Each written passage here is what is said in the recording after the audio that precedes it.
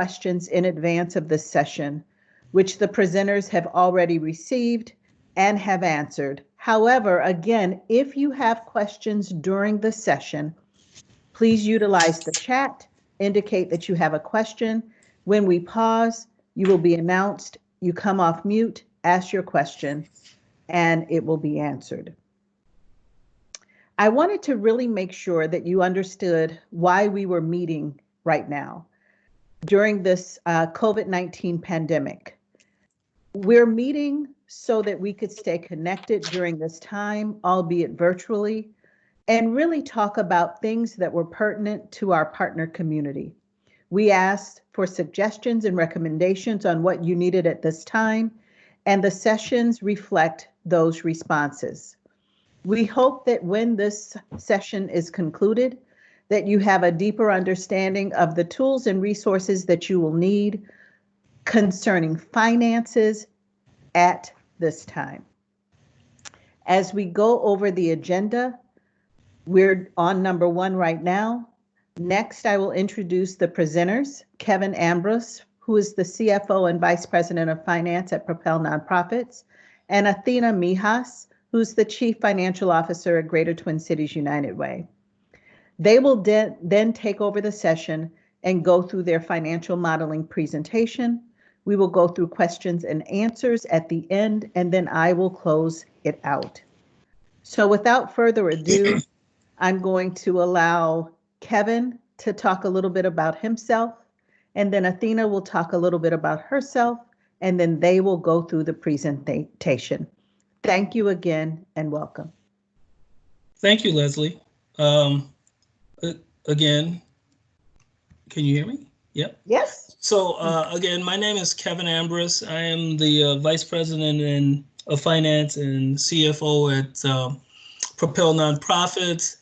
I will apologize for the gruff look. I've been working from home now for a little bit over 8 weeks. And so this is one of the benefits of working from home. You get to dress down and be comfortable. So with that said, I'll tell you a little bit about myself, my background. Like many finance people, I started out just typically doing simple financial analysis work. I do have a MBA, and I didn't start out doing complex finance or accounting work. It was really participating in month-end close, doing some capitalization work. But then over time, I found my niche was in budgeting, forecasting, problem solving. And so throughout the years, I've held several different roles. I was fortunate enough to be an international controller and did an expat assignment in Europe for a couple of years, came back to the States, took on a controller role. And then after a couple of years of being an international controller, I decided that I wanted to not travel as much and I wanted to give back. And so I started working in the nonprofit sector. And so my current role is my second foray into nonprofit finance and accounting. And I have to say, I love what I do. I love the work because I love finance and accounting, and that might be weird to some, but I love the mission. And when you are in a nonprofit company, I think you really have to love the mission. And part of that loving the mission is wanting to make sure that the organization I work for is financially stable and viable. And so with that, I'm going to pass it off to my co-partner in presenting today, Athena. Thank you, Kevin. And I like the Wild West look. I'm Athena Mijas, and I've been with Greater Twin Cities United Way for nearly 5 years now, overseeing finance and IT. And I have spent my entire career, about 30 years now, in the nonprofit sector here in the Twin Cities. I have worked in about 8 different organizations, from small to large, and mainly in social services and behavioral health care related organizations. Some of them include the Washburn Center for Children, Volunteers of America, and St. Stephen's Social Services. Although my roles have mainly been in the finance leadership roles, I've often had responsibility for IT, facilities, other admin duties as assigned. And then when I started out working in nonprofits nearly 30 years ago, I was a fundraiser. So that really helped me to really understand the fundraising side and that relationship as a finance person that we need to have with our fundraising counterparts in our organizations. I never planned to work in a nonprofit organization or to have a finance career. It kind of just happened. I started working in this nonprofit 30 years ago, fell in love with the mission work in particular. And then I discovered the things that I do well and the things I don't do so well. And this path down the finance route just evolved. And so I've really loved the combination of working with the program staff and the mission of the organization, and then working on the financial side. And like Kevin, I love budgeting and forecasting. I just love it. So it's kind of like doing a big Sudoku puzzle. And so glad to be here today and looking forward to sharing information with you. And then I will say that we are covering a lot of information today, a lot of topics, I'm going to say, a lot of topics between the financial modeling and the questions you've all answered. So we're not going to be able to go into a lot of depth in any one of them. And at the end, Kevin and I will share our contact information, and you can feel free to reach out to either one of us with questions if you'd like to talk to us more. Okay, take it from here, Kevin. Okay, so the topics that we're going to cover today, we'll talk about tips for when you're going to create a projection. There are a couple of tools that we'll review with you. I have an example of a forecasting and a cash flow tool. And one of the underlining things about any financial planning or modeling is you want to have a solid budget, or at least a budget that you can compare against, the actuals against. And then we'll talk about indicators of financial health, and then we'll kind of close our presentation out with answering the questions that were provided to us, as well as opening it up for Q&A.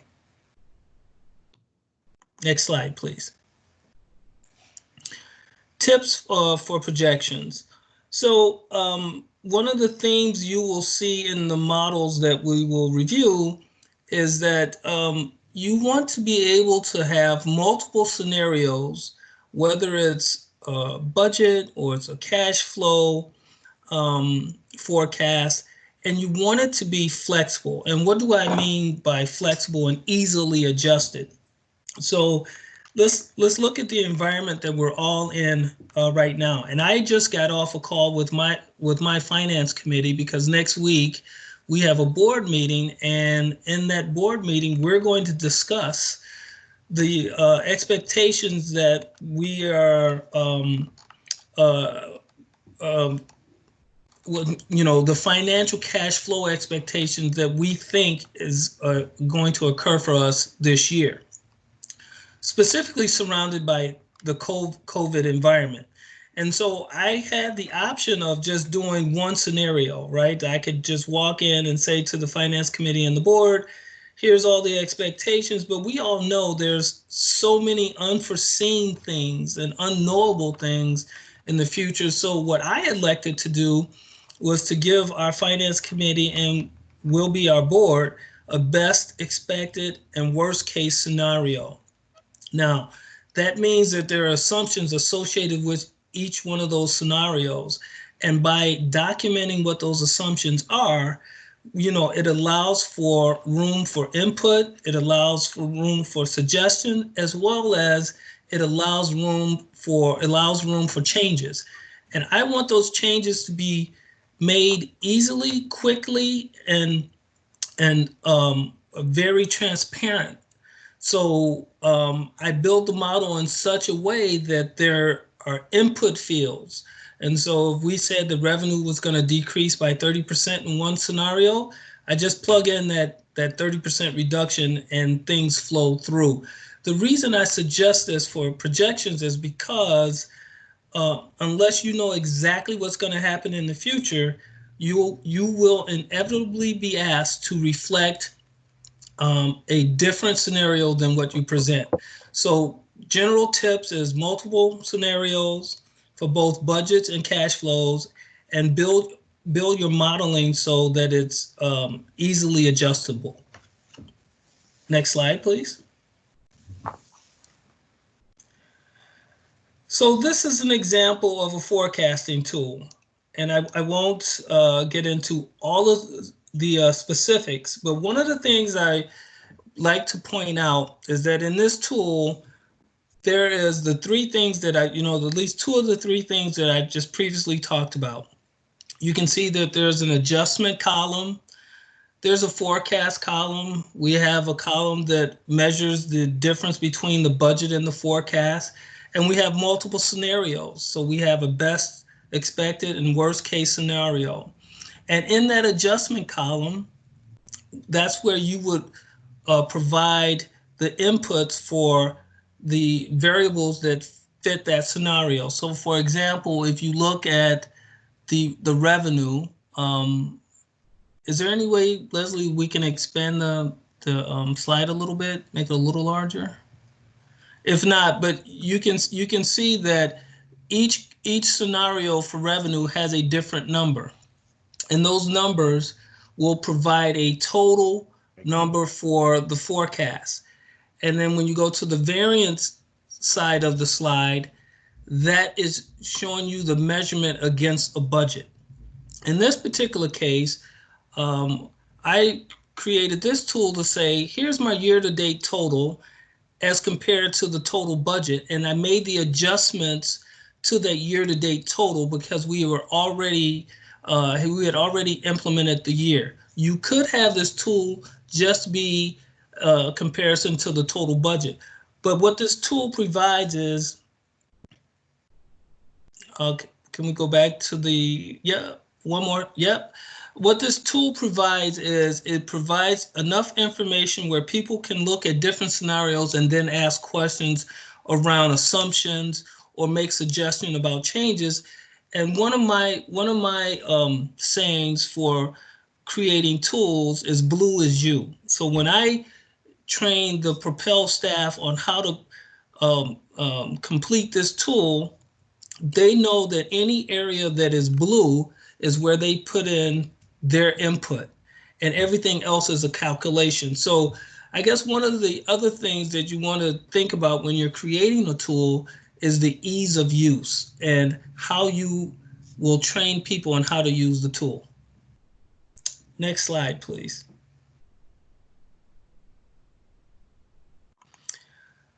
This slide represents a cash flow tool. And as you can see, the other thing I would also recommend with using tools is to use colors to identify areas of importance. And so you can see in the total areas I've used, I guess you want to call it orange. In some cases, then I use green for the total revenue, right? And that is to say to the user or to the viewer, here's an area that you definitely want to pay attention to. But in this case, you can see I have a cash and operating cash flow budget, and I'm only showing you the best case scenario, but we have an expected and a worst case scenario as well. And here again, this is easy to update, and you would get the outcome. So in this case, you can see that I'm expecting to end the year cash flow at $1.1 million of incremental cash as compared to where we started.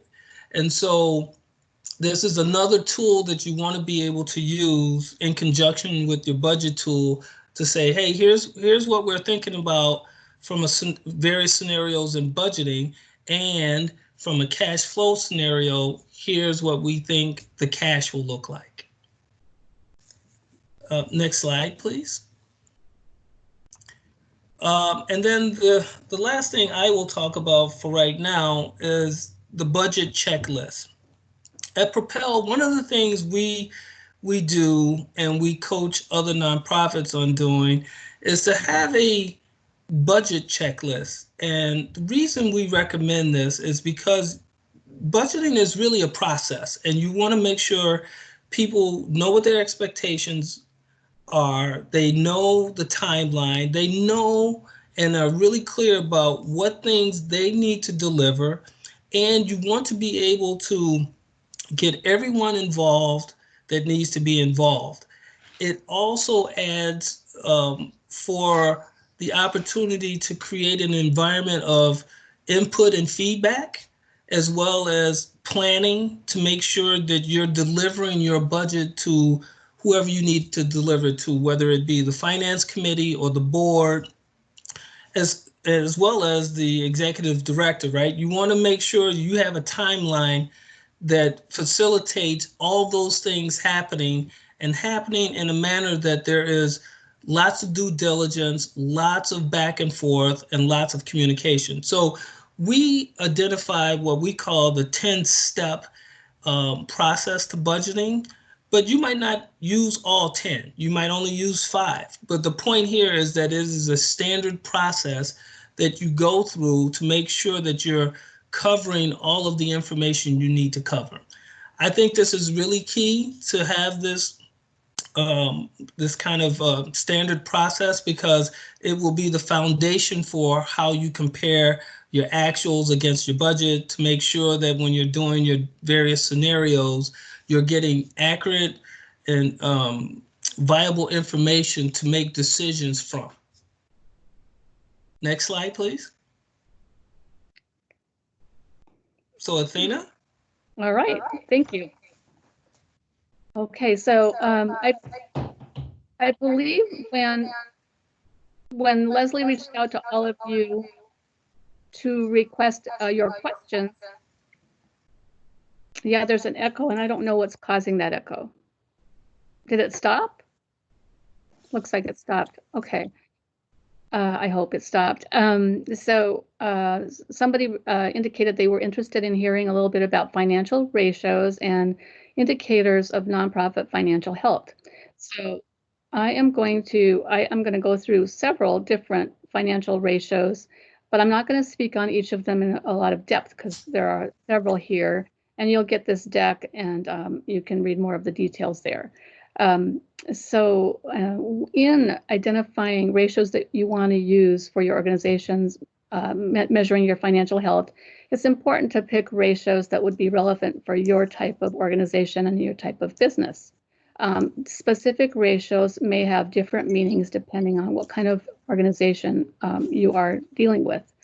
And in dealing with these indicators, it's important to think about the organization type and the diversity of revenue streams, the peaks and valleys of expenses, and susceptibility to economic downturns like the one we are in now that may impact financial health. Next slide. So here are 3 examples of ratios and indicators. The first one, profitability or the operating margin. We all like to have surpluses in our financials, and that can be difficult to do. But it is an indicator of your financial health, and it's difficult to have consistent surpluses, but it's awesome when we can. It allows us to build reserves, operating reserves for times like COVID-19 financial impact. It's important. It's an important ratio because it helps you to build your reserves, and also you can't, because you may have some years when you don't have a surplus. It doesn't mean that that's necessarily bad, because there will be some years like that, but it's over time being able to work towards having a surplus. A lot of times in nonprofits, I have seen where organizations budget to have break-even budgets, and they don't plan intentionally to have a surplus, and then it becomes very difficult to build reserves. And then when you are hit with a financial crisis like we are now, it's very difficult to recover. So it's a very good practice to work on always budgeting for a surplus and working towards having one. With operating reserves, they're obviously related, building the unrestricted cash reserves from your surplus. One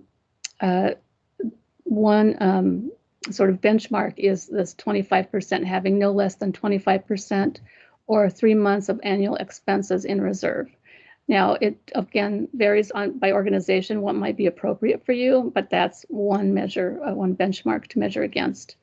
And then also the change in net assets. So again, if you have a change in net assets that is negative or positive, it's not necessarily a bad thing if you have 1 year with a negative change in net assets, but if you have consistent or consecutive deficits, this may be cause for concern. Next slide. So here we have 3 additional ratios: the operating reliance ratio, liquidity, and current ratio. So I'll just touch on liquidity. It compares the expendable net assets to your long-term debt. And this is a basic indicator of financial strength because it measures availability of cash and other liquid assets to meet your financial obligations. And then let's go to the next slide.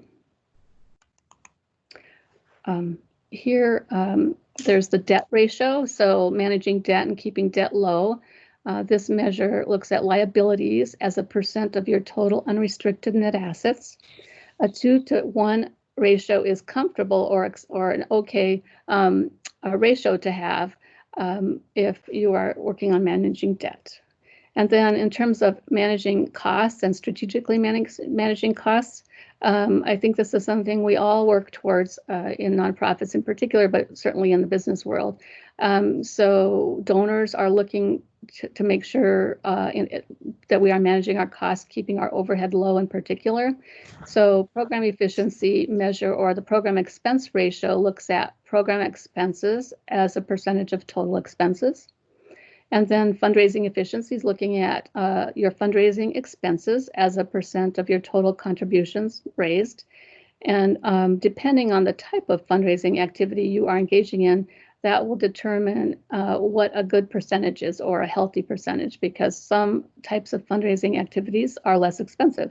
So for example, if you're doing a lot of direct mail versus grant writing for government grants versus one-on-one major donor solicitation, they all have different level of costs associated with them.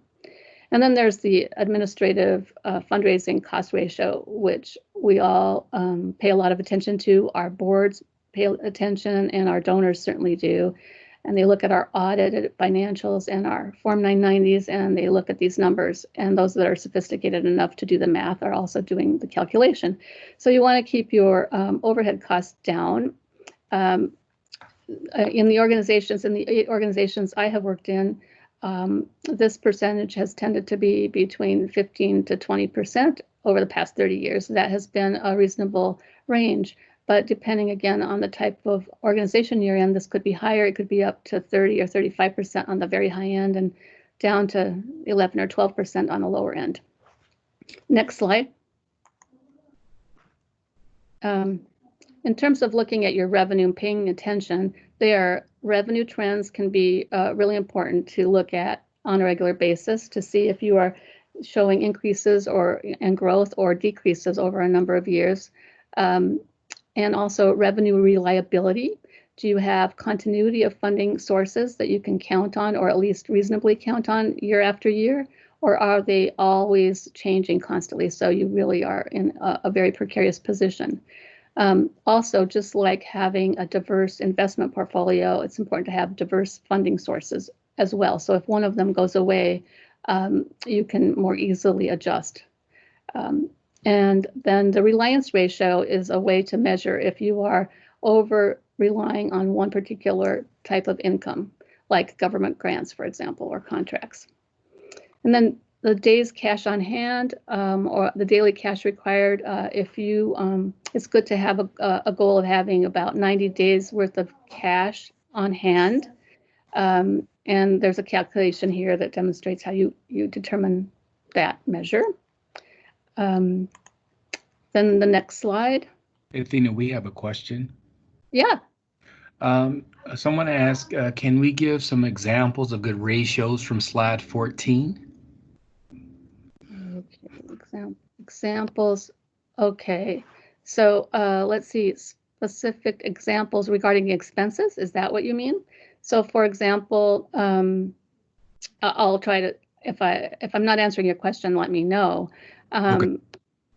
So, for example, if your administrative and fundraising costs are, say, 15%, and then your program expenses are 85% of total expenses, that would be considered reasonable and healthy and efficient, depending, of course, again, on the type of business you're in. It could be, and you compare yourselves to your peers that are in a comparable business. For United Way, that's challenging to find a peer other than our other United Ways across the country, because when we compare ourselves to some of you that are providing services directly, social service organizations, you might have a very different percentage breakout because of how you do your work versus a foundation. So like I've been noticing when I compare foundation indicators to other nonprofits and then to United Way, some foundations have a much higher administrative percentage and a lower fundraising percentage than United Way does. United Way has a higher fundraising percentage. Or you could be a healthcare organization where your administrative costs are high because you are doing billing to insurance companies and you're not doing fundraising. Or it can be an organization's 100% fundraising, and then they don't have the administrative costs that go into billing insurance companies and so forth. So I don't know if that helps answer your question. Yes, we just wanted a good range of ratios. Okay. So I've seen them, all over the place. So for example, you could have administrative costs be 4% and then have the fundraising be 12%. Or you can have that switched so that the administrative are 12% of the total and the fundraising is 4%. Kind of depends again. I often do a slide for our finance committee and board where I show comparisons to some other large local nonprofits so that they can see the range and then how we compare. And I also compare us to other United Ways across the country to see where we fall. Thank you. Sure. Okay, so I think I was here on slide 16. And so here I have cash position at the end of the year and then accounts receivable aging. So accounts receivable aging, I had personal experience with this in a few organizations where the models were behavioral healthcare or healthcare models where there was a lot of fee-for-service revenue, where the revenue was coming from medical assistance and insurance companies. So the aging receivables got a lot of attention. You definitely don't want your aging there to get beyond 90 days. And sometimes it does because it's challenging with filing claims to insurance. It's very complex. And so there's a lot of back and forth.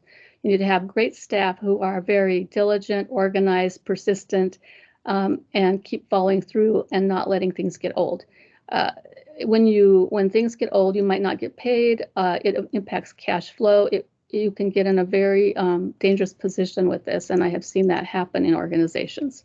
On the flip side, accounts payable, if you start seeing you have a lot of unpaid bills sitting there that are more than 90 days old, that might be an indication that you don't have the cash to pay for those. And so that could be an indication of a financial problem you are having. It could be a short-term problem, like some of us may be experiencing now, or it could be a long-term problem. But like now, when you are looking at accounts payable and you're having a cash flow challenge, you can be more strategic in how and when you're paying them. For example, I've seen some organizations pay their bills right away when they come in and don't worry that they're paying them early. But now, given that cash is so critical, you might want to wait and pay them when they're due as opposed to paying them early, because it will help your cash flow. And sometimes you have to prioritize the ones that are a higher priority and you must pay right now, like obviously payroll, and then those that can maybe wait. Another thing I'll say about the accounts receivable aging is with government contracts and grants, there are sometimes when especially federal government payments can come late. So it's another area to be very persistent and follow up on getting paid. I was in a situation in an organization where we were desperate for the cash in order to make payroll, in order to pay bills, and government agencies were paying slow. So we had to be constantly calling and making sure we got paid. Okay, next slide. So we're going to go into the question and answer time now. And I just wanted to remind everyone that may not have been here at the initial onset of the session that questions were submitted in advance, and we received several questions which will be answered here. However, we are open in the chat to ask additional questions. So if you have additional questions, please put them in the chat. And as soon as these are being answered, Anthony will acknowledge your question and you can unmute yourself and ask. Thank you. So the next slide, someone had the question regarding guidance on the payroll protection program loans and whether it supplants funds. So I'm sure many of you have been paying attention to all the information that's been coming at us regarding guidance on the PPP loan and the forgiveness of it. And I assume many of you, if not all of you, have applied for a loan and some of you have received the funds. There's certainly still some confusion and open questions around some aspects of definitions like the financial necessity and then the forgiveness aspects too. I think some guidance came out yesterday regarding necessity, and I think some organizations feel more comfortable with the fact that they requested the funds and that they are likely going to have them forgiven, but there aren't any guarantees, of course. I don't feel like I'm an expert on this topic, so I, like probably all of you, I've been talking to my peers across the United Way network as well as locally, and sharing information, talking with our auditors, talking with bankers, etc. So there's a lot of resources out there for all of us to access, webinars, and again, talking to our auditors and others and each other. So I definitely encourage you all to talk to each other, to talk to us. As we learn, we're happy to share information. But I will say, just to attempt to answer this specific question, the PPP funds are meant to support and offset funding gaps that we are anticipating we will have. And the funds are to cover payroll costs as well as utilities, rent, and mortgage payments. So that is what the funds are for. And if you are anticipating you're going to have funding gaps, shortfalls, and cash flow issues as a result of some things like accounts receivable collections. Maybe your donors are going to have trouble paying their pledges, or maybe you're going to have customers paying late or not able to pay what they owe you. Could be decreases in contributions and fundraising, which I think a lot of us are expecting. Decrease in services that you can provide, possibly because you had to shut down a program because of COVID-19, or because people aren't coming to you for other reasons. So lots of reasons for economic uncertainty right now.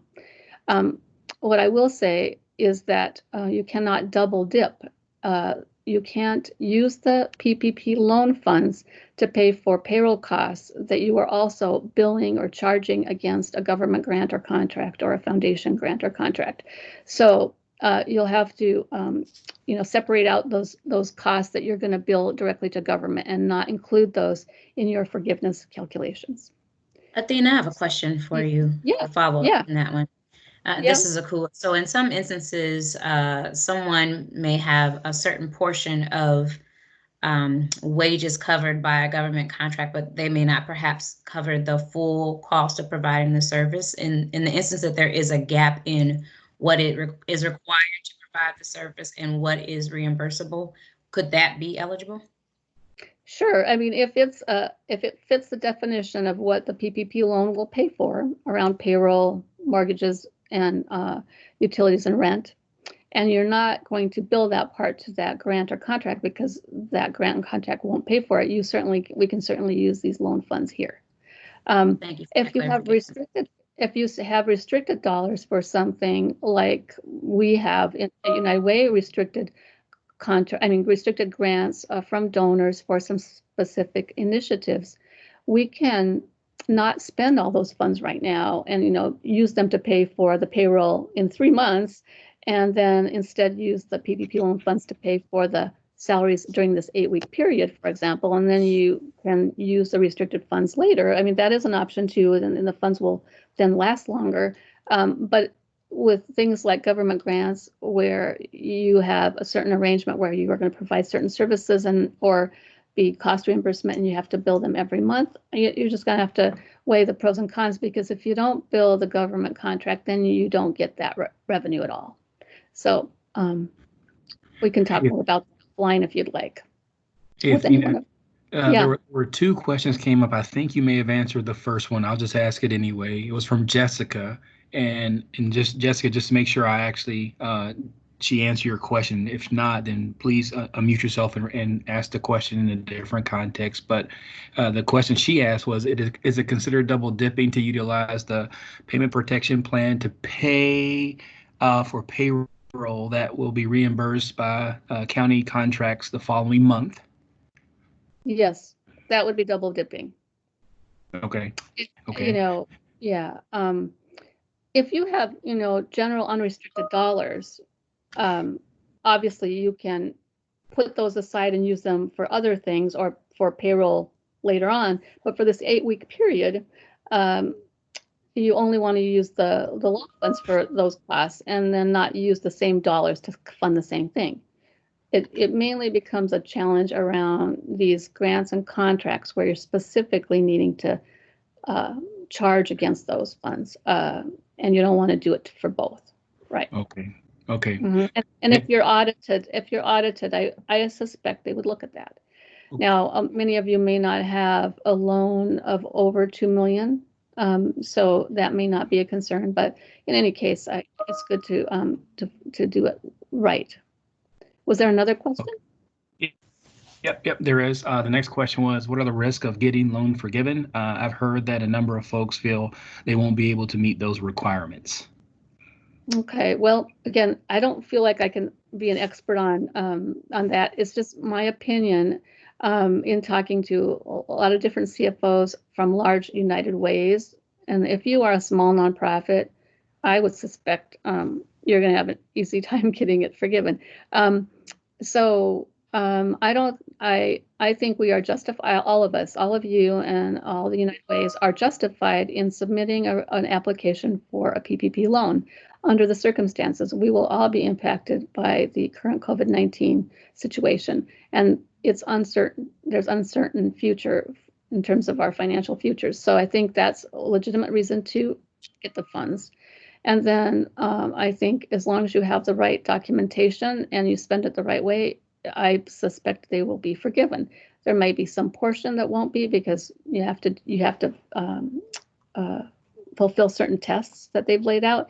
And there are tools available that some audit firms like CLA have put together for calculating the tests and making sure you are spending, for example, 75% of the dollars on payroll costs, and the rest of it can be for the others. But there are 3 or 4 other tests.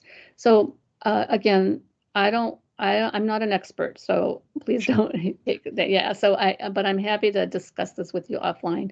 Sure. I am still very comfortable with our submission of the loan and the fact that we got loan funds and that it will be forgiven. I really have no concerns about it for our United Way. And so I would probably feel that way about most of your organizations too. Okay. Yeah, so let me just add one thing there, and I totally agree with you, Athena, but I think the key here is tracking what you spend the PP money on. I think, from the government perspective and an audit perspective, being able to support what that money got spent on will go a long way toward whether this is forgiven or not. Mm-hmm. Yes, absolutely. Mm-hmm. Anything else you want to add, Kevin? No, this is good. There's a layered question that's going on in the chat, and I think Amali or Kizzy, could either of you take yourself off mute and kind of ask your question directly to the panelists, please? This is Molly, and I think Akua answered it. the example that you used with United Way in terms of donor dollars for certain things, but they're undesignated within that designation. So the question was, so if we take our United Way grant and apply it to later in the year for whatever salaries and those kinds of things, then that would not be double dipping to use the PPP money now. Correct. Great. I think that's what Kizzy was asking. That's what I was asking. Yeah. Yeah, because those funds that United Way gives you, you don't have to use them on a particular month, right? You can use them other months of the year. You can use them for other expenses beyond the expenses that the loan is paying for. Athena, there's one more question in the chat, and then we can move forward. It's from James. Has there been any guidance on the cash versus accrual for the forgiveness? I have not seen the guidance yet on that, and I have that same question on what qualifies. Is it accrual or cash-based? And so that's still a question that we need to find out about soon. Yeah, but I have not heard it. Other CFOs have that same question. So, yes. Any other ones on this topic? No, there aren't any in the chat right now. Okay, thank you. Moving on to the next slide. So there was a general question about contingency planning and budgeting and forecasting. And I know Kevin has already spent time talking about the financial models and some good ways to approach budgeting and forecasting. At this time, we are all probably doing contingency planning. It's a time when we need to consider our long-term viability, our financial health and sustainability. And that's always something to think about. But now it really highlights that need to think really strategically about our decisions and to plan for various scenarios, as Kevin talked about. As you think through your various scenarios and then come up with contingency plans to address each one, here's some things to think about or that could help address the financial gaps you may have or cash flow issues. So the obvious one, expense reductions. You may need to make those. Most of us do need to do that. They might be temporary reductions. They may be long-term reductions. Having projections that go out multiple years, even though we don't have a crystal ball to tell us the future, we'll make our best estimates and make some assumptions today and project out and then have a plan in place for what might come and adjust it as needed. Then there might be some activities we need to postpone, or we might downsize, or we might close down one of our programs. Things like that might need to be considered. Use of reserves is an option during these times, and it needs to be used very carefully and without it becoming a detriment to the organization. If we all deplete our reserves right away now, then we're not going to have those reserves for the next few years when we're also going to be needing them, because this turnaround is going to take a while. There may be now time to rethink how you're doing fundraising, either adding or changing the way you're fundraising because of the situation. The cash flow considerations are significant, of course. So being very intentional and disciplined about doing cash flow projections on a regular basis and projecting out again a couple of years is probably helpful. Using a line of credit, this might be a time when you need to dip into a line of credit more than you have been used to. As I mentioned earlier, the timing of paying bills might be considered if you're automatically paying bills, but now cash is tight, so you want to pay when the bill is due as opposed to paying early. And then getting into more complex things like if you have debt or mortgages on buildings or leases on space where you need to think about downsizing, consolidating space, selling property to also help with costs and debt. Next slide. Athena, there was a quick question there before you move. Okay. The question came, it said, how does contingency planning interact best? How does contingency planning interact with best, worst, and expected scenarios, part of those scenarios, or in addition? Okay, so I think about how I approach this. I first do a projections of cash and revenues and expenses, the forecasting exercises that Kevin talked about, and Kevin can weigh in on this too. And then I look at those to determine if I keep my expenses the same, and then I look at what my projection is for revenue for the next couple of years, and I project out decreases in revenue, then I'm likely going to have a gap, and I'm going to have to reduce expenses or change some of my ways of generating revenue in order to cover that gap. So first I do these projections, then I do the different scenarios, and then I look at each one of those scenarios and say, okay, what are the options for addressing that gap? Expense reductions, downsizing in general, use of reserves. Right now we have the PPP loan is another solution, assuming it's forgiven, and so then when you look at expense reductions, then it's digging into what options do you have for expense reductions. Are there things you can stop doing that are nice to haves? Are there costs you just want to reduce that still don't impact staff? Do you need to think about laying off people or reducing pay or changing the benefits you offer to reduce costs? So then looking at the different options, and then the timing of when you would need to do those things should a certain scenario become a reality. And so you might look at all those things differently. Like, for example, you might say, we're going to have a, I don't know, $2 million shortfall. And we can use the PPP loan for part of that this year, and we can reduce expenses. But next year, that shortfall is going to be twice that. And we can then consider using some reserves, but still we'll need some more expense reductions. So things like that.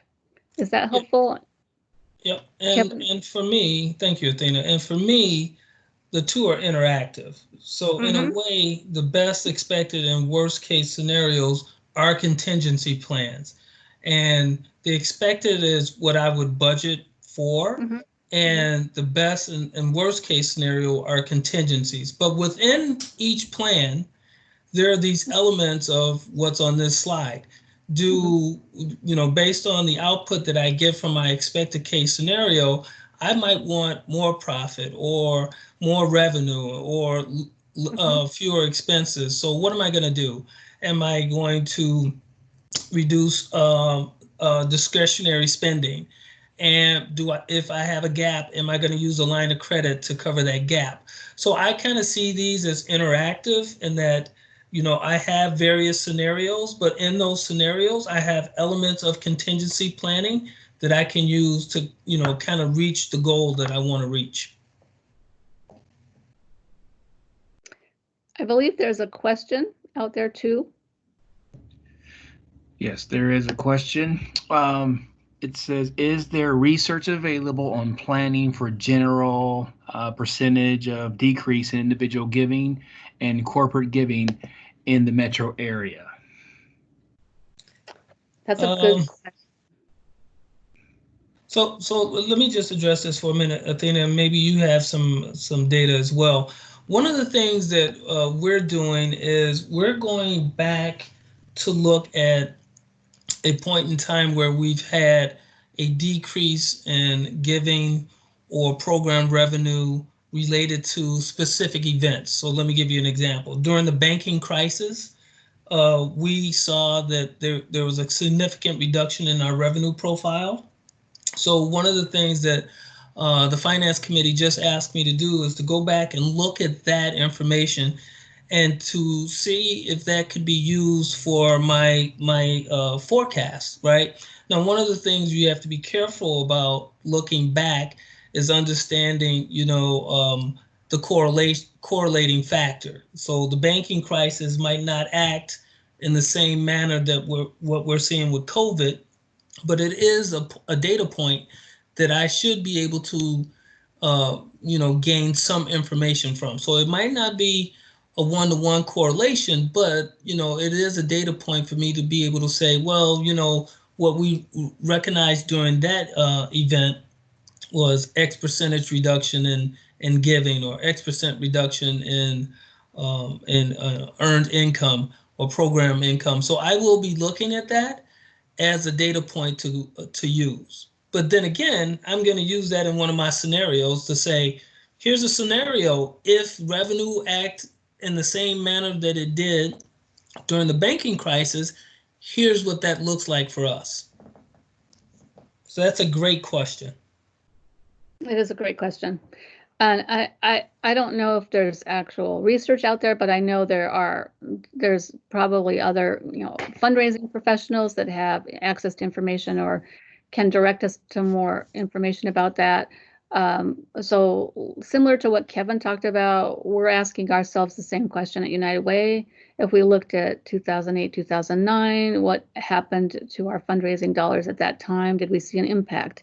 And asking some of our peers across the United Way network the same question. It varies by, market and by the different donor segments and a lot of variables. So there are a lot of very different factors right now. We think this one right now is going to be much more dramatic impact than what we experienced back then.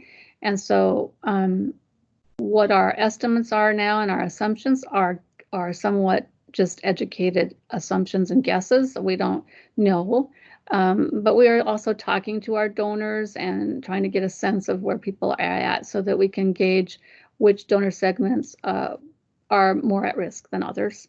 So, and I think I encourage all of us to keep talking to each other and learn from each other.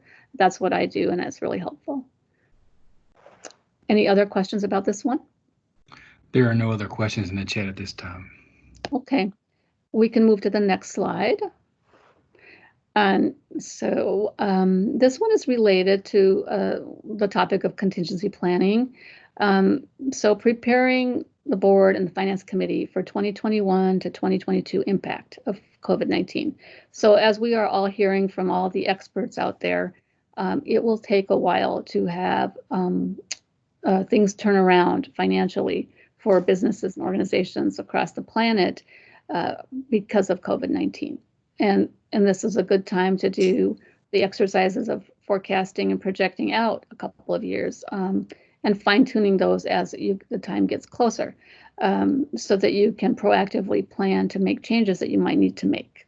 So in terms of communicating with the board and the finance committee, certainly keeping them engaged in this process, managing expectations with them, demonstrating that you are planning ahead, that you have contingency plans, getting their input and buy-in, being transparent, and being able to pivot quickly, as Kevin talked about. And so the use of the ratios can come in handy now too, because you'll want to demonstrate where you're seeing risks that might show up, and then sharing the contingency plans with them, the funding gaps, and the various scenarios. So I think it is a matter of frequent conversations, getting them to help you with the process, even depending on their level of engagement. Anything else you would add, Kevin? Yeah, the one thing I would add to this, and this is a great slide, is I would add asking the board or the finance committee what concerns or questions that they have, because that'll give you some insight into what type of information you need to provide. And most importantly is just making sure that, like you mentioned here, is that you're in constant contact with them, and that the transparency is very much in front of them. Hey, Kevin, I have a great question in the chat box. It's what information that is shared with the board or finance committee would be valuable to share with donors, if any? So one of the things that we share, and Athena, please chime in. One of the things we share is our financials as far as the income statement and the balance sheet. It speaks to the financial health of the organization, and in some cases it speaks to strategy as well as mission. And those are documents that I think all investors are interested in, and those are documents that are very, very much standardized, and so you can go from nonprofit to nonprofit and look at these reports and get a really good idea of how the organization is functioning from a financial perspective. The other thing that we share with investors is a description of our programs that we offer, as well as our mission statement, because that is something that is usually very unique to an organization, and most investors want to know, what do you stand for, what are you trying to accomplish, and how are you doing it? And so those are the things that we share. Thank you. A lot of times the information shared with donors, in addition to the financials that Kevin talked about, is more high level. When you get into a financial crisis like this, it's going to be partially case by case. But I think back to another organization I worked for when the organization was going through a very difficult financial crisis, and it was not caused by the environment externally. It was, within the organization and their business and what was happening for them. And so I recall we had a plan for how we were going to turn things around. And we had elements of that described in our audit footnotes because there was a year with a significant deficit. We wanted to demonstrate that we had a plan to address it, even describe to some extent some of the drivers. So there might be some major donors that you want to share some of that with. If you're in a situation like that and you're close to that donor, you might want to share something at a high level, but that demonstrates you have a plan.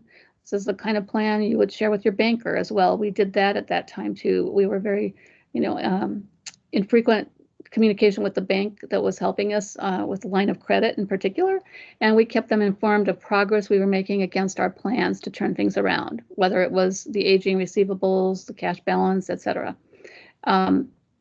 Is that helpful? Does that answer your question? I think it did. Okay. Next slide. Kevin. Oh, okay. So the next slide is banking relationships and line of credit. And so here again, I think one of the things you can do to develop or enhance a relationship with a bank is one of the things I try to do anyway is put myself in their shoes. What is it they want to know? And most bankers really want to see your financials, right? And so one of the things I recommend is that you share your financials, on a frequent basis. For some organizations, that could be monthly. Some organizations is quarterly. But you don't just give them a set of numbers, right? Because the numbers, are the numbers. You give them the narrative. You give them context. You tell them what's driving change, what's driving the performance.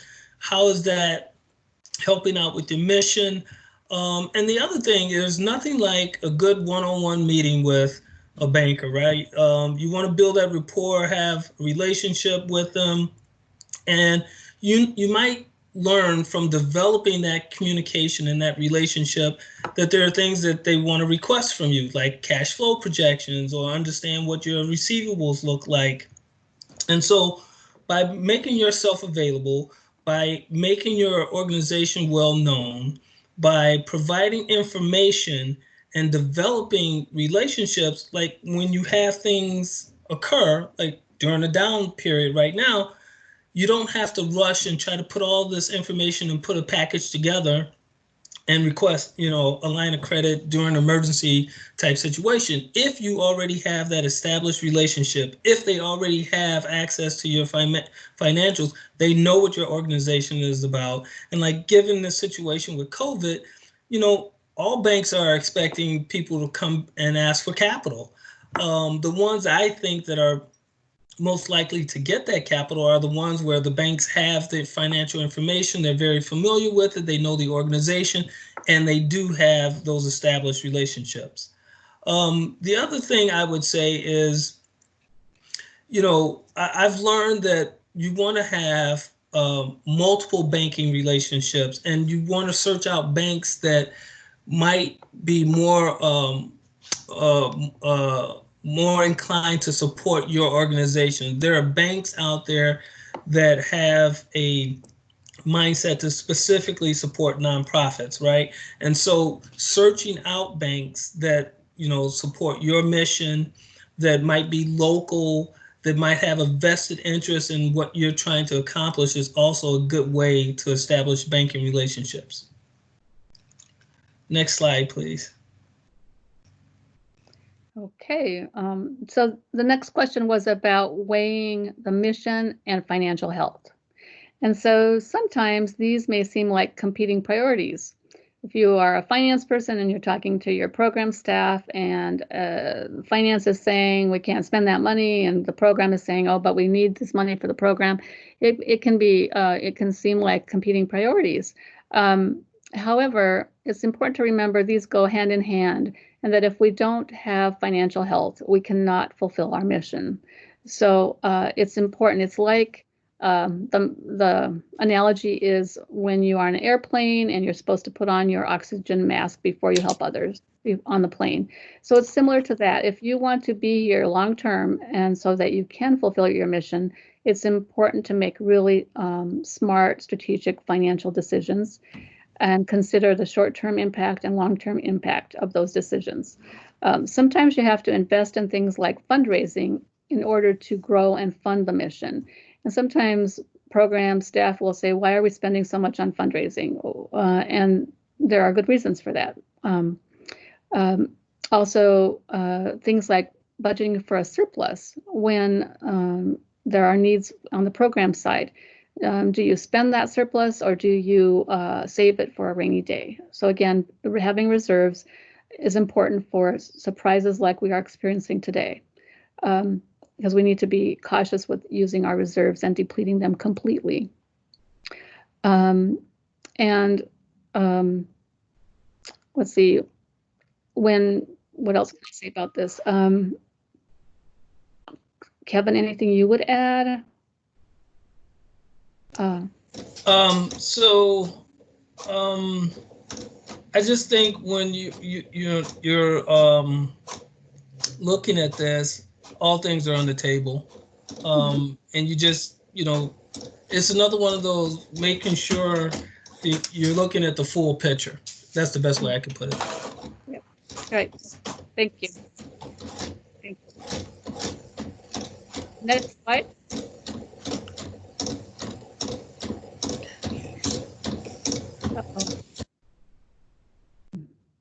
Next slide.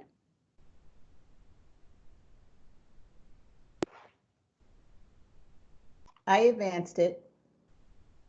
Okay, thank you. So this is about, the question is about working remotely and what impact does this have on our financial controls and policies and procedures. There is a possibility of increased autonomy and risk then associated with this autonomy and working remotely. So the key thing here is a couple of things. Communication is really important. So staying connected and communicating regularly. And this is especially true for finance and HR both. But you don't want to be micromanaging staff because that also has a downside to it as well. So having a trusting relationship, but frequent communication, and then strong financial controls are always important, regardless of where the staff are working. If you have really strong financial controls in place, it probably won't matter that they're working remotely. You have segregation of duties. You might have to make changes such as getting signatures electronically or reviewing things electronically versus on paper in person, but those things can be set up with things like DocuSign or sending review of materials via email. But this is also a good time to sit down with the team and review all the policies and practices and see if you can identify gaps or risks where you need to tighten things up or add some additional financial controls.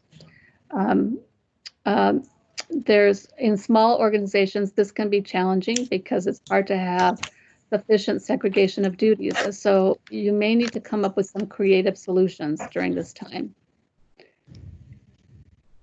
Next slide.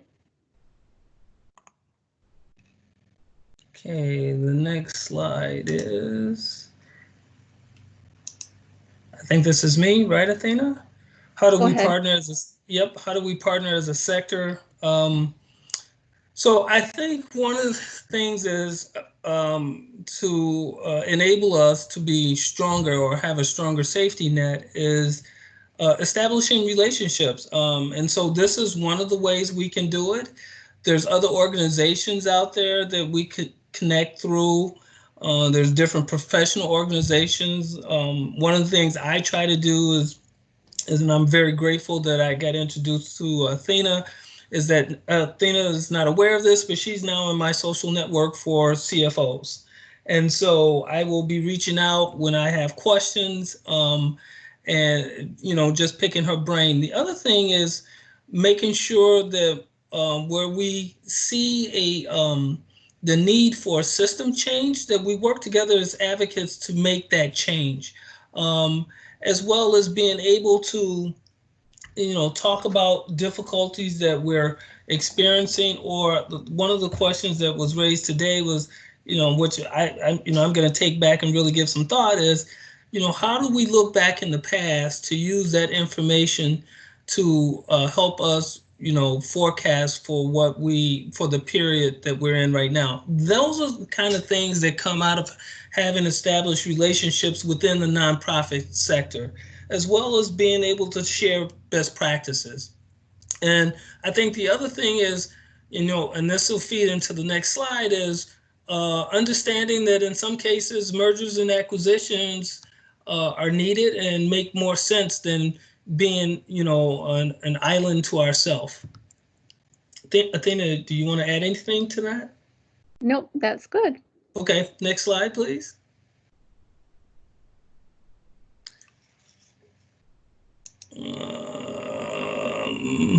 I'm going back. Is this the slide you have, Kevin? How can we find ways to decrease costs for backroom operations? No, the slide is it time to consider mergers and acquisitions? There you go. Okay, so I'm going to give a really short, curt answer to that, and the answer is yes. But there's things we want to consider, right? You don't want to do a merger and acquisition just to do a merger and acquisition, or because you're feeling some anxiety around the financials, right? I think one of the things you have to consider, there's lots of things to consider, but one of the things you have to consider is your mission, your original mission, going to be fulfilled through a merger or an acquisition, or are you changing your mission?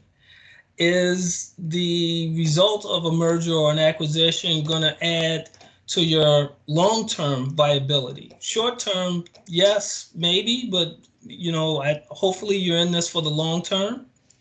You want to also understand, which I think a lot of times gets underrated, is what will the culture look like when you do a merger and acquisition? And some of the times that culture shift or change might take a couple of years, and there could be employee staff changes, organizational structure changes.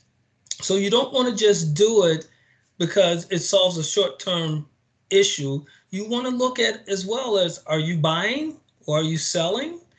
And financially, can you afford to do this? And so lots of things to consider, but I have always been in the mindset that merger and acquisitions could be a good thing. I mean, on the previous slide, we talked about how to increase the safety net or the viability of the sector. This is one of the ways, but you want to do it the right way, and you want to make sure that you consider all the variables, because if you don't, you could end up hurting yourself versus making yourself stronger. I had a quick question. I think, Kevin, it was directed toward you. It says, Christine said, I've been thinking about mergers and acquisition likelihood. Does Propel have the research from 18 years ago? So can you repeat that question? Do we have the research from what, from 18 years ago? 18 years ago regarding mergers and acquisitions. So, Christine, do you have anything you wanted to add to that? You can take yourself off mute to ask the question. Yeah, I will. Actually, Propel didn't exist. It was MAP for Nonprofits, right, or the other one. And they did a lot of, from my memory, they did a lot of training and work with the boards. and work with organizations around how to do mergers and acquisitions. So I assumed that since they were a central player, that perhaps they would have research or findings or strategies around that. Okay, I understand the question now, and you're correct. Propel is the result of a merger between MAP and NAF, Nonprofit Assistance Fund. And yes, we do have a program that works with organizations about the things to consider when looking at a merger or an acquisition. Does that answer the question? Oh, yeah. I mean, I guess at some point it would be good to be able to access that or have some sort of communication opportunity about what you learned and what you would suggest. Sure. And at the end of this presentation, I will make my contact information available, but some of what you see here is based on some of those learnings. Like one of the things that I would say is the forefront of that learning from the Propel merger was understanding the culture. And so, bringing two organizations together that complement each other and what programs that you're going to keep and what programs go away is a big part of the pre-work of a merger or an acquisition. But yes, I will share my contact information and we can talk about what information specifically you need. So Kevin, I just wanted to add an example here of an experience I had with a merger. So I was on the board of an organization that I actually worked for originally, and we merged with a larger organization. Now they acquired the small nonprofit. So we had done our financial projections and we kept struggling to get enough revenue to support the program or enough contributions. And we weren't sure how we were going to survive. And so we started to explore this, and it was a hard decision to admit that we really needed to be acquired. We were afraid of losing the culture. This was a very close organization in terms of, a small group of people very close to each other on the staff, on the board, even the funders and the volunteers. It was a tight group. So we chose a large nonprofit. The missions were aligned very well. We thought going into this large organization, they would be much better equipped when there were shortfalls to cover shortfalls and so forth. But definitely the culture piece was very hard. It was a different culture, and we were so used to being able to really pay attention to our culture. But in this large organization, we didn't have any influence over that large culture that had multiple programs that were not related to each other all over the state. And so it was very different, and it was an adjustment. It took a while. And the other thing is, if we certainly reduced the overhead cost of the CEO, but the need to fundraise for that program was still there, and we needed to make sure that that organization knew how to do that fundraising for that program. That still needed to happen. So sometimes the problem that you're trying to, solve doesn't get taken care of by merging. So you have to be careful about that. Agreed. There are no more questions in the chat box right now. Okay, thank you. Okay, and I think the next slide is our contact information. Is that correct? No, we forgot slide 24, so I have gone back to slide 24. Oh, okay. Yeah, so how we can find ways to decrease costs for backroom operations. So I think this is one where we need to all put our heads together and have conversations about it. But the typical backroom functions where we talk about this are usually finance, accounting, billing, analytics, IT, HR, payroll, facility maintenance, those kinds of things. And sometimes in order to create efficiencies and decrease costs, you have to invest more in the short term to get long-term cost decreases, like buying technology, software, things like that. Also, in a lot of organizations and nonprofits in particular, there are a lot of manual tasks that we do that could be replaced with automation. I know I've gone into organizations and looked at their operations, and you'll have somebody, say an accountant, who takes a bank statement transactions, downloads that, and then keys in every single transaction. And, and has been doing it for decades, right? And then just didn't know any better. And so somebody new comes in and says, well, wait a minute, you can export this file from the bank and then import it into the general ledger, and you don't have to key in every. So there's a lot of those examples, probably because you have somebody who does a good job, they've been doing the job for a long time, and they don't think about changing the way they do it. So that's an example. It takes time to work on these projects. And then a standardizing and documenting process is helpful. When you standardize and document processes, you come up with the best way to do something. It's not just left up to some individual to come up with their own homegrown way of doing it, and then they leave, and then you don't really know where they left off. Say you lose, I don't know, your payroll person, right? So if you have a standardized process, somebody else can jump in and pick up where that person left off and do that work. And typically it's more efficient. Yeah, go ahead. Yeah. Sorry. Go ahead. I just wanted to add to that point that also with standardizing and documenting processes, that's an opportunity for you to eliminate waste. And so it's another way for you to get more tasks done without hiring more staff. And by that, what I mean is I go through our processes and I look and I have the team actually do what I call performance improvement process, right? Where we go through and we take Post-it notes and we map out the current process. And with multiple people in the room, it's amazing when you find out that multiple people are doing the same thing. And part of that is because some of the processes hadn't been documented, and it's been passed down by, knowledge, right? So the person before me knew how to do the task, and they just kind of verbally pass it on to the next person. And then you find out after 3, passings that you got 2 or 3 people doing the same thing. And so one of the ways you get more done and reduce your costs, right, is by making more time available to do the other task. And so this is kind of one of those low-hanging fruit things, and it's when I say it, people go, oh yeah, but very few organizations take the time to go through and do this. And you would be amazed at how much productivity increase you can gain by just standardizing and documenting processes and eliminating waste. Absolutely. Thank you. The concept of shared services can be a challenging one, and to figure out how you can share perhaps an IT help desk or a payroll person, things like that. Sometimes there can be efficiencies there.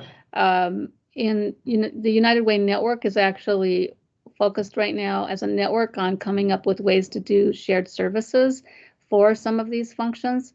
In particular, we are now working on developing a shared CRM system so that we can all use, and that centrally would be managed at the headquarters, United Way in Virginia.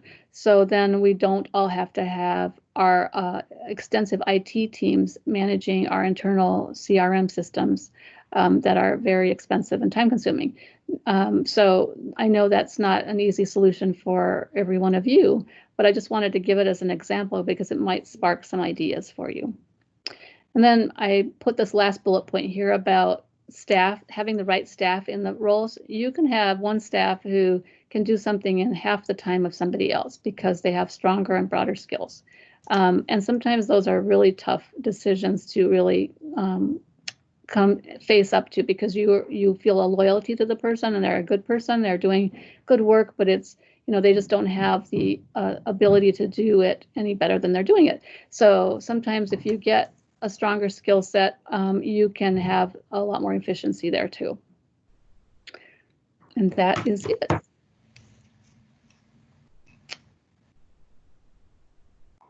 So on that note, thank you all for attending today. It's been our pleasure. And as I said at the beginning, I'm happy to, talk to any one of you if you want to reach out. Happy to help you with whatever you're challenged with, and we can put our heads together. And me as well. Absolutely. Thank you, Athena. And as you notice, this is the slide that has Kevin and Athena's information on it. And so that is for you, but we will also be sending this out in the newsletter that is being sent out, as well as it will be on the website. So thank you, thank you, thank you. And I am just, my heart is full. Thank you so much. And we hope you gained as much information from this session as we did. Thank you, Kevin and Athena, for all the work you put into this. Thank you to the United Way team, that I could not have done this without you, especially Martha and Anthony and Ellie. Thank you to the attendees who would have known that finance would have such amazing questions, but we thank you. We thank you. And if your finance leaders did not have the opportunity to be on the session with you, please send them a copy of the presentation. And then please don't forget, we have upcoming sessions happening. On June 4th is our fundraising strategy session, and on June 25th is our Road to Recovery session. We will be putting some information so that you can submit questions that can be answered for the fundraising strategy in the next newsletter, as well as in the Eventbrite link that you'll be receiving soon. Just another housekeeping note, we'll have the presentation included in the next newsletter, as well as on our website, so please don't forget that. Get involved and stay involved, as all of you already have, by volunteering. We volunteer with your organizations throughout the year by participating in these sessions, and then for advocating. And Akul will talk about that a little bit more in our Road to Recovery. But you all have really participated in our advocacy plans at the Capitol, which is currently in session. So without further ado, I think Akua is still on the phone. Anthony is still on the phone. If I've forgotten anything, please chime in. Yeah, I would love to invite those who have not already responded to the action alert that's currently on the website to go ahead and do that and to share broadly with your networks. We're in the final days of session, and your voice, particularly with the Senate, will be incredibly helpful to ensuring an increase in investment for family homelessness prevention, as well as child care conformity. So thank you. Awesome. Thank you. And everyone else, thank you so much for your time. Thank you again for what you're doing for our community, and have a wonderful weekend. Bye, everyone. Thank you, Leslie. Thank you, Kevin. Thank you, Leslie. Athena. Hey, Athena, are you still on or are you off? I'm still on.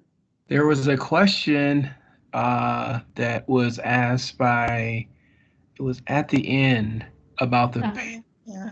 oh, here it is. It says, will you send a follow-up email regarding PPP loan if payroll is cash or accrual? Oh, yeah. If I learn what it is, then we could send it out to this network of people if you'd like. Yes. Perfect. But when we have an answer. Yeah. Okay. Thank you. Yeah. Okay. Thank you.